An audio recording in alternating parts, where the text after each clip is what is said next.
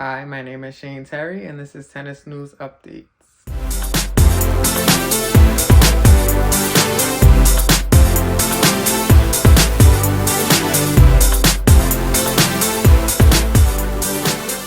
The group stages have concluded at the WTA Finals in Saudi Arabia, and we now look forward to the semifinals.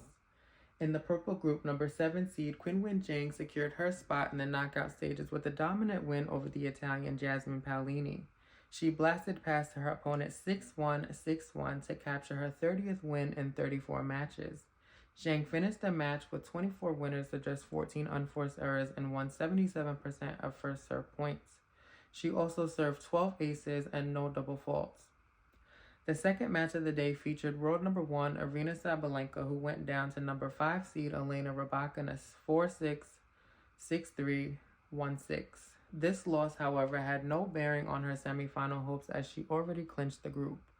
Arynasabalenka has also secured the year-end number 1 ranking with the Iga Swiatek loss on Wednesday. Moving on to the orange group, who played their final group matches today, number 2 seed Iga Swiatek took on Krejcikova, who came in as an alternate after number 6 seed Jessica Pegula pulled out.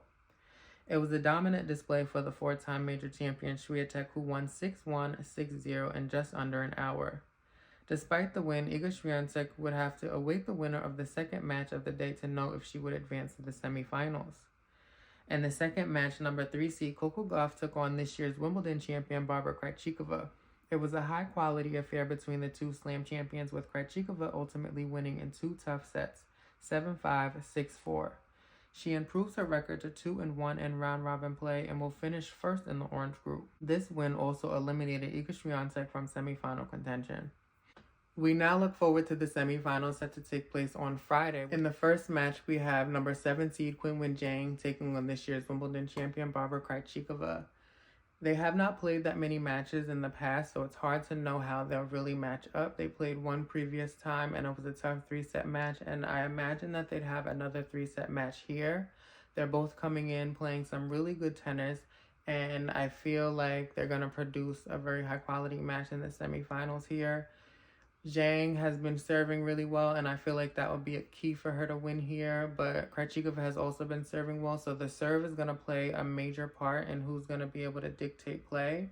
Both of these players like to play aggressively, so it's going to be whoever's able to get on top of the points and dictate with the forehand side, which can be a huge weapon for both of them.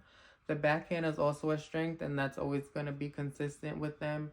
So I feel like it's going to be who's going to be able to maintain their forehand and limit the unforced errors. And then also just the mental aspect of it. Zheng has struggled in these big matches in the past, as opposed to Krejcikova, who almost relishes in these moments, and she's able to take advantage of the pressure and almost use it in her favor. If I'm going to make a prediction here, it's very tough to call, but I feel like Krejcikova is going to take it in 3 sets, but it's really a toss-up. In the second semifinal, we have number 1 seed Arynasabalenka taking on cocogauff. This is also another high-quality matchup that we have here in the semifinals, and it's going to be interesting to see how they play on these fast indoor hard courts. I feel like that gives Arynasabalenka an advantage because she loves the pace and she uses it to dictate with her forehand, and the serve is also very key for her. For Sabalenka, I feel like mentally is where she really struggles at times. When it gets to these tight moments, she can kind of fall apart, and that's been the major improvement for her to get to number 1 in the world, is mentally staying in these matches and being able to bring out her best tennis when it matters the most and not make those mistakes as she did previously. Coco Gauff, I feel like mentally as well, it's going to be important for her to stay with it in the tough moments, and also the forehand can break down, and just her being able to manage the forehand and be consistent. And also the serve is so key for Coco, as she's had a lot of double fault problems in the past. So, if she's able to get her serve going consistently and not make those double faults like she did in their previous matchup, it will be very interesting to see how this matchup plays out. Just going based on the form coming in, I want to say that this is going to be advantage Sabalenka in 3 sets. But we will see.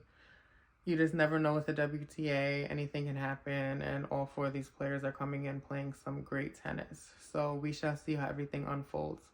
But that is it for this video. Please be sure to like, comment, and subscribe. My name is Shane Terry, and this is Tennis News Updates.